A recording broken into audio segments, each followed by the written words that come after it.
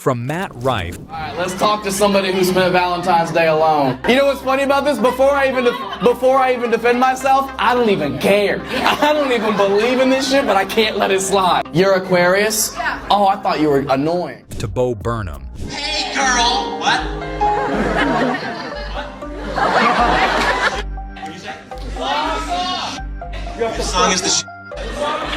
This stop was worth it. These comedians turned rude hecklers into punchline, proving that disrupting a live show comes with a heavy price. Here are 10 unforgettable moments.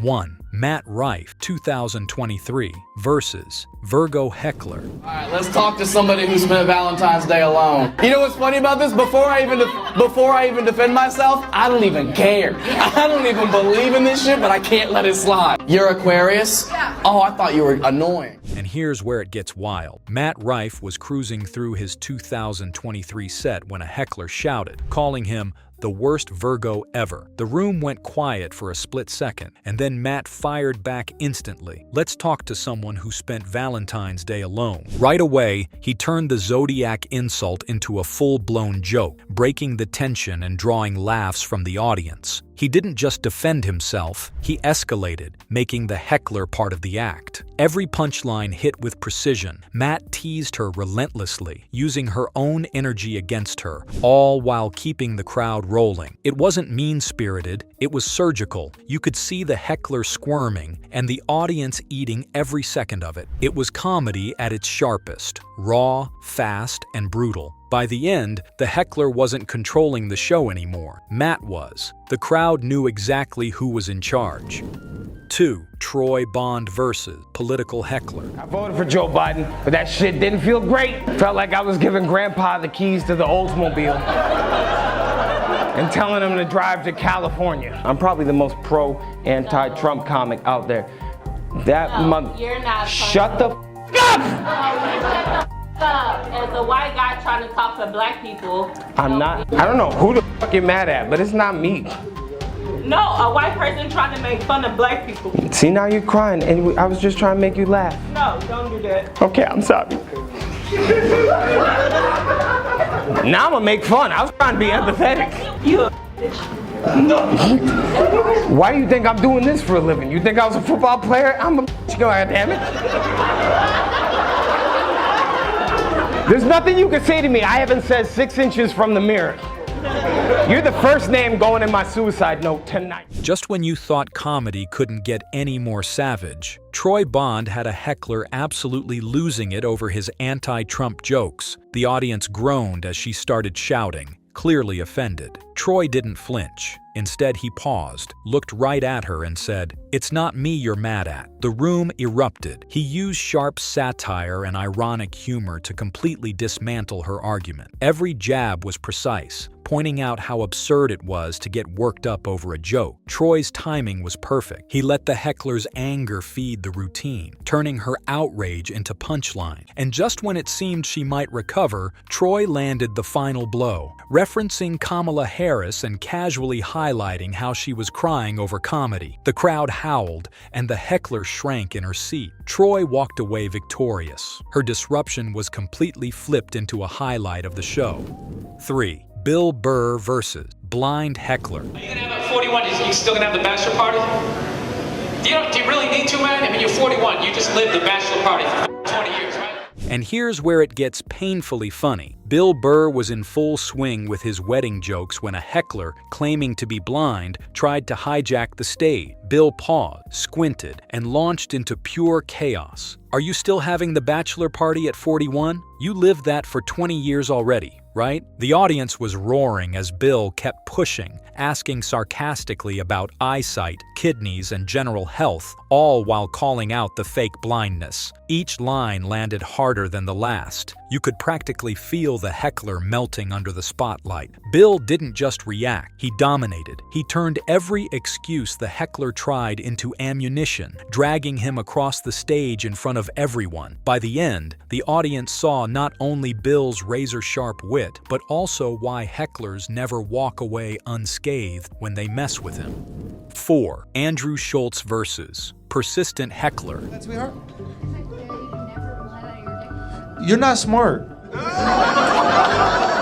I don't think you're smart. If you were smart, you would know that's what's funny about the joke. That's the exact thing that's funny about the joke. But I think your math brain isn't creative enough to understand humor. I'll give you a chance for the rest of the show to try to laugh, but if you find yourself not laughing, just know I'm not smart enough. That's what you have to remind. Your brain doesn't work for it. And this section astonished me. Andrew Schulz was juggling his schedule when a heckler kept interrupting, 3 times no less. In each instant, Andrew's patience was tested. He let the audience feel the pressure rather than rushing to snap. Then with great timing, he cut in, "Sweetheart, you're not clever enough to grasp this joke." The audience surged. With precise logic, he skewered her intellect and comedic grasp, transforming her frequent interruptions into fuel for his humor. Every response was a planned strike. Each retort was tighter than the last. You might see the audience leaning in and loving every second of the takedowns as Andrew grew. The heckler was totally outclassed at the end, her repeated tries to dominate the show backfiring brilliantly. Andrew made it very clear that interrupting him was a losing game thanks to his deft combination of humor, reason, and timing. 5. Joe Rogan versus 2,000 people heckler, 2017. I tried to sort through this because you're the show. You understand that, right? Then once you turn around and look at there's 2,000 other people besides you. You know that, right? But wait, it's about to get way more shocking. Joe Rogan faced a heckler in front of 2,000 people yelling out during his set. Joe didn't flinch. Calm as ever, he mocked the interruption. "Did no one hug you when you were little?" The crowd exploded, cheering at the perfect mix of sarcasm and authority. He turned the sheer size of the audience into pressure against the heckler, making her stand out like a sore thumb. After one last polite chance, she yelled, "Donald Trump!" and security whisked her out. Joe didn't just humiliate her, he did it while keeping control of the room, blending patience, humor, and dominance seamlessly. The audience knew exactly who was running the show. Joe. 6. Sammy Obeid versus polite heckler. Up to a live show, people here paid for tickets to watch me talk, and I did not ask you for all that feedback that you gave. And here's a twist. Not all hecklers are loud or aggressive. Sammy Obeid faced a polite but persistent interruption during a joke about his snack bag. Instead of snapping, he stayed calm, weaving the heckler into his punchline. With subtle humor, he dismantled her claims of racism, making it funny without escalating tension. The crowd could see his control. He acknowledged the heckler while keeping the rhythm of the show intact. Sammy's approach highlighted the skill of managing interruptions gracefully, showing that comedy isn't just about fire, it's also about precision and timing. Even when provoked, he remained in control, turning a potential disruption into another layer of the act. 7. Jimmy Carr versus multiple hecklers, 2020. My face is like a 42-inch widescreen TV. Oh, okay. I've just said that your mum's a prostitute. And you just said your face is wide. As soon as you thought one heckler was annoying, Jimmy Carr went further. He roasted 4 hecklers in a single act. Each comment from the audience got the nickname of its sharpest humor. He used clever wordplay, sarcasm, and ridiculous exaggeration to get rid of them one by one. One heckler's face he referred to as a 42-inch widescreen TV. Another he took their moms into the joke, and he did not shun the double interruptions. The audience was almost shaking from laughter. Actually, they were in Jimmy's hand. His improvisation and the skill of every line that he threw landed like a perfectly timed punch. Each heckler was outwitted by his intellect and courage. He took the disorder and turned it into laughter, thus showing why trying to heckle Jimmy Carr is literally signing your defeat already. At the end, the public was not only laughing but also seeing a masterclass of crowd control and comic precision.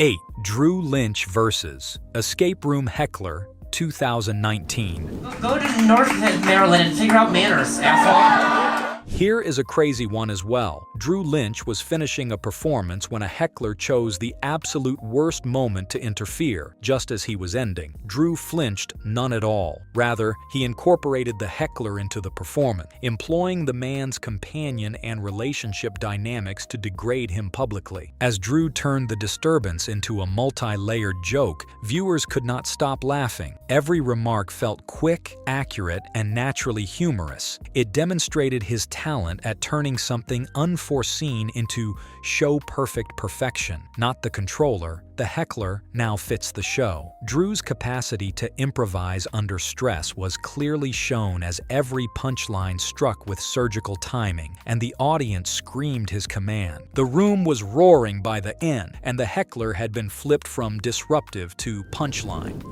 9. Patrice O'Neal versus female heckler. You need to stop being so wrapped up, but that's like he's seeing you're auditioning for him to be your man at some point. This guy is a nice guy. And this one is absolute madness. Patrice O'Neal confronted a woman who was a heckler and wouldn't stop interrupting. Instead of ignoring her, he took her boyfriend as an opportunity and joked with both of them to a great extent. Patrice funnily dissected her character, ridiculing her odd habits and making the audience laugh with every remark. He made her the center of attention, thus transforming her egoistic efforts to overtake the show into a comedy masterpiece. Audience participation was the main thing. People were laughing, reacting, and completely caught up in Patrice's takedown. Each comment seemed to be calculated, sharp, and impossible to escape from. The heckler's stubbornness only fanned the flames of Patrice's humor, proving why he is regarded as one of the best at making disruptions unforgettable. Eventually, the heckler was no longer just quiet. She had become part of the punchline, and the audience was enjoying every moment. 10. Burnham versus drunk heckler. Hey, girl! What? What did you say? Your song is the This stop was worth it. And this one takes the cake. Burnham was mid-song, fully in the zone when a drunk heckler shouted over him. Most comedians might have lost their rhythm, but Bo turned it into gold. He sarcastically acknowledged the interruption, weaving the heckler's antics into the performance like it was planned all along. The audience went wild as Bo's improvisation turned disruption into art. Every shout, every interruption became part of the joke, feeding his rhythm instead of breaking it. By the end, he had parodied the heckler in the final song, leaving the crowd roaring. The heckler wasn't in control, they became the punchline, and Bo's skill in flipping chaos into comedy was on full display. Hecklers beware. When comedians take the stage, interruptions can backfire spectacularly. From Matt Rife's witty comebacks to Burnham's musical takedowns, these comics proved that disrupting a show doesn't just fail, it turns you into the punchline. So, what's your take? Drop it in the comments and hit like and subscribe.